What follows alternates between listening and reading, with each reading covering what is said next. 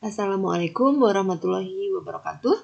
Puji syukur kehadirat Allah Subhanahu wa Ta'ala yang telah melimpahkan hidayah dan inayahnya kepada kita semua, sehingga pada pagi hari ini kita dapat bertemu secara virtual untuk belajar bersama. Insya Allah semuanya dalam keadaan sehat dan selalu dalam lindungan Allah Subhanahu wa Ta'ala. Nah, anak-anak, pagi ini kita akan melanjutkan pembelajaran sebelumnya tentang PPKN. Sebelumnya kita telah mempelajari penerapan nilai-nilai Pancasila sila pertama, ketuhanan yang Maha Esa. Untuk saat ini kita akan melanjutkan mempelajari materi penerapan nilai-nilai Pancasila sila kedua dan sila ketiga. Tujuannya adalah agar anak-anak dapat mengidentifikasi contoh-contoh penerapan nilai-nilai Pancasila sila kedua dan ketiga serta menerapkannya di dalam kehidupan sehari-hari. Simbol sila kedua Pancasila adalah rantai emas, seperti pada gambar. Sila kedua Pancasila berbunyi kemanusiaan yang adil dan beradab. Sila kedua Pancasila ini menitik beratkan pada sikap kemanusiaan.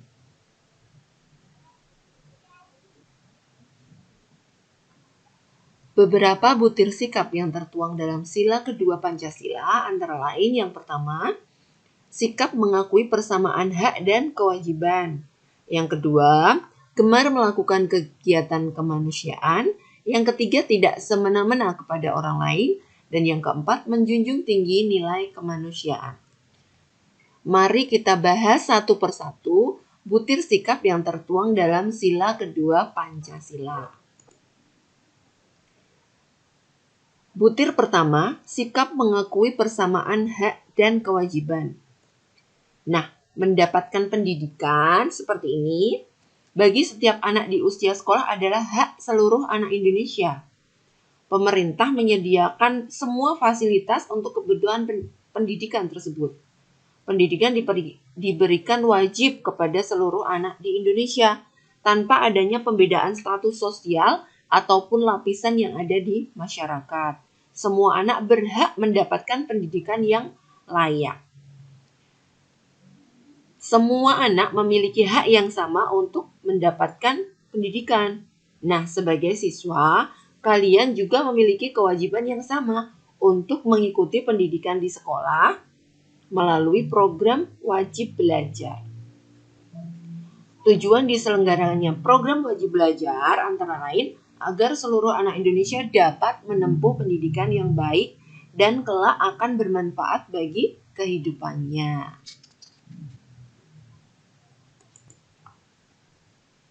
Butir kedua adalah gemar melakukan kegiatan kemanusiaan.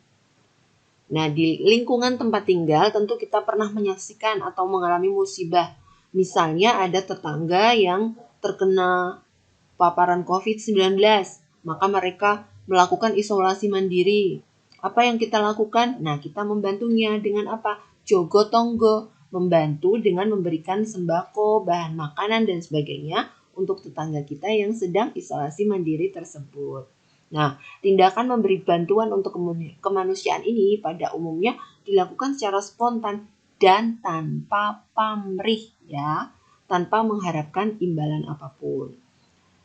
Selain itu, di sekolah juga sering diadakan kegiatan menggalang bantuan, kan? Nah, siswa dapat memberikan bantuan berupa uang atau barang untuk korban bencana alam di wilayah lainnya atau tindakan seperti contoh di atas. Nah, tindakan seperti contoh-contoh di atas yang tadi saya sampaikan itu akan meringankan beban penderitaan warga yang mengalami musibah. Memupuk rasa persaudaraan melalui tindakan kemanusiaan itu perlu dibudidayakan. Bantuan tidak harus bernilai besar.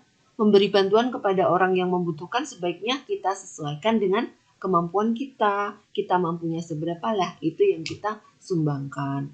Kemudian, semakin banyak orang yang membantu, maka beban penderitaan orang yang mengalami musibah akan dapat teratasi dengan baik. Nah, tidak jarang juga kita jumpai masyarakat yang kurang beruntung. Mereka tinggal di rumah-rumah yang tidak layak huni. Masih banyak orang-orang yang tinggal di jalan atau kolong jembatan atau di pinggir rel kereta api karena mereka tidak punya tempat tinggal lainnya. Nah, melalui lembaga atau cara yang benar kita dapat memberikan bantuan kemanusiaan tersebut. Tidak harus secara langsung ya, lewat perantara, lewat lembaga apa atau organisasi apa itu boleh. Melalui tindakan ini kita dapat meringankan beban orang lain yang membutuhkan dan bangsa kita akan semakin kuat karena adanya rasa persatuan. Tentu saja persatuan yang kokoh. Tindakan selanjutnya pada butir sila kedua adalah tidak semena-mena kepada orang lain. Tidak semena-mena itu merupakan tindakan yang tidak mempedulikan nilai-nilai persamaan hak dan kewajiban setiap orang. Saat naik kendaraan misalnya, kita tidak boleh membuang sampah sembarangan di jalan. Tindakan seperti ini merupakan tindakan yang tidak terpuji. Meskipun kita sudah ikut serta dalam membiayai petugas kebersihan melalui pajak yang dibayarkan kepada negara, namun tindakan membuang sampah sembarangan seperti itu tidak dapat dibenarkan.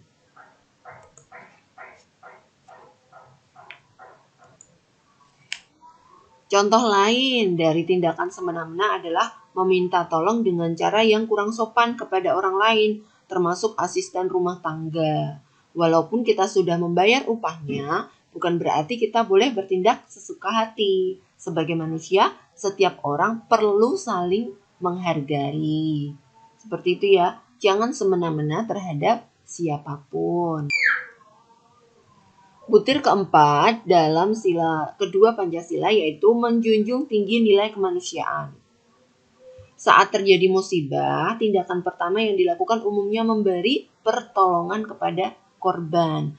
Tenda-tenda darurat biasanya langsung didirikan ya, dapur umum dan tempat-tempat pengobatan juga disediakan. Tidak jarang lokasi penampungan korban bencana alam ada di gedung sekolah, tempat ibadah, bahkan rumah-rumah penduduk lainnya.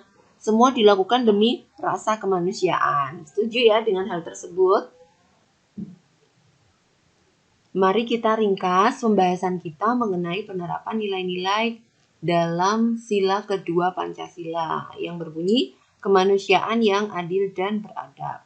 Simbol untuk sila kedua adalah rantai emas. Kemudian beberapa butir yang tertuang dalam sila kedua Pancasila. Yang pertama yaitu persamaan hak dan kewajiban. Misalnya program wajib belajar 12 tahun ya. Semua warga Indonesia khususnya dalam usia sekolah memiliki hak yang sama untuk bersekolah dan mendapatkan fasilitas sesuai yang dibutuhkan.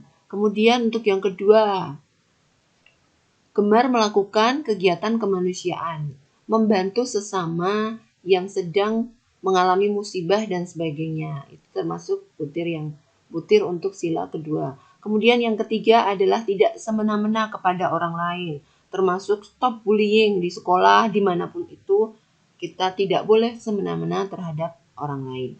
Yang keempat adalah menjunjung tinggi nilai kemanusiaan dengan cara apa? Membantu para korban bencana alam. Atau tanggap terhadap situasi darurat. Seperti itu untuk butir-butir kemanusiaan yang adil dan beradab. Selanjutnya kita akan bahas sila ketiga, yaitu Persatuan Indonesia.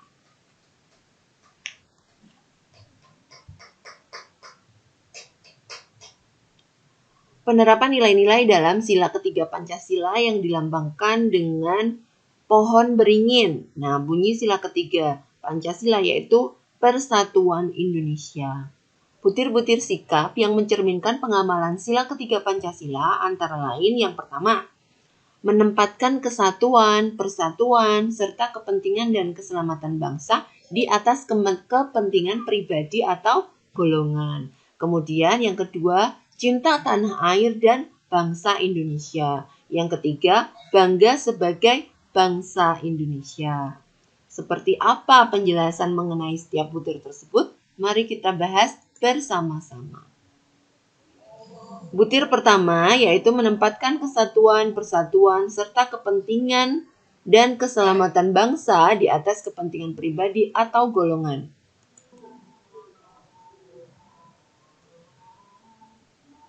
Saat ada kegiatan pemilihan kepala daerah atau pilkada, seluruh warga ikut berpartisipasi.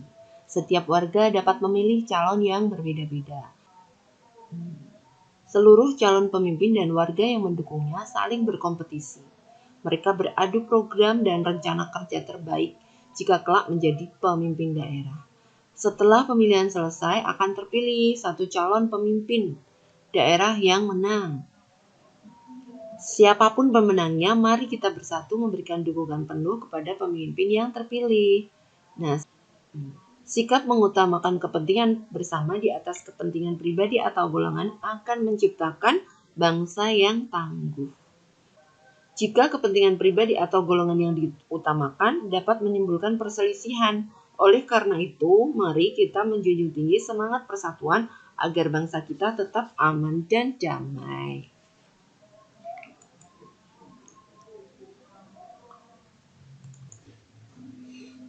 Butir yang kedua adalah cinta tanah air dan bangsa Indonesia. Sikap mencintai tanah air berarti merasa bangga terhadap budaya bangsa. Cinta tanah air juga berarti rela berkorban demi kepentingan bangsa. Orang yang memiliki rasa cinta tanah air akan lebih mengutamakan kepentingan bangsa daripada kepentingan diri sendiri. Ada banyak sikap yang mencerminkan rasa cinta terhadap tanah air dan bangsa. Misalnya, ini berpakaian batik. Berpakaian batik berarti bangga terhadap hasil Indonesia sendiri. Butir yang ketiga adalah bangga sebagai bangsa Indonesia. Prestasi putra-putri terbaik bangsa Indonesia sudah mendapatkan pengakuan dari masyarakat internasional ya. Termasuk prestasi dalam Olimpiade Tokyo 2020 ini.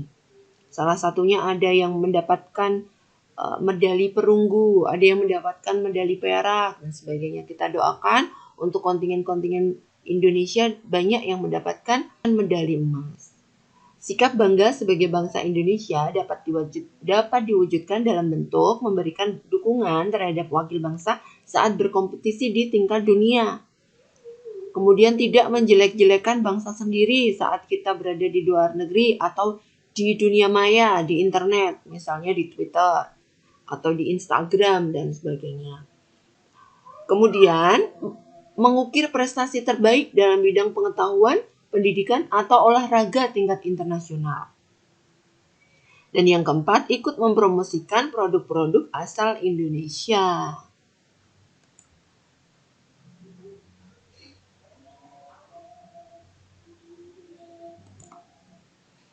Nah, mari kita ringkas bersama-sama tentang penerapan nilai-nilai dalam sila ketiga Pancasila, yaitu Persatuan Indonesia. Yang pertama adalah menempatkan kesatuan, persatuan, serta kepentingan dan keselamatan bangsa di atas kepentingan pribadi atau golongan. Misalnya, beberapa calon presiden atau pilkada yang mencalonkan diri, meskipun pemenangnya bukan pilihan kita, tetapi kita harus tetap mendukungnya apabila dia yang menang. Kemudian yang kedua, cinta tanah air dan bangsa Indonesia. Kita akan lebih memilih berekreasi di Indonesia daripada di luar negeri. Itu salah satu bentuk cinta tanah air Indonesia. Kemudian yang ketiga, bangga sebagai bangsa Indonesia. Salah satunya bagaimana? Mempromosikan produk-produk asal Indonesia ke negara lain. Misalnya ini ada promosi makanan Indonesia di Brazil.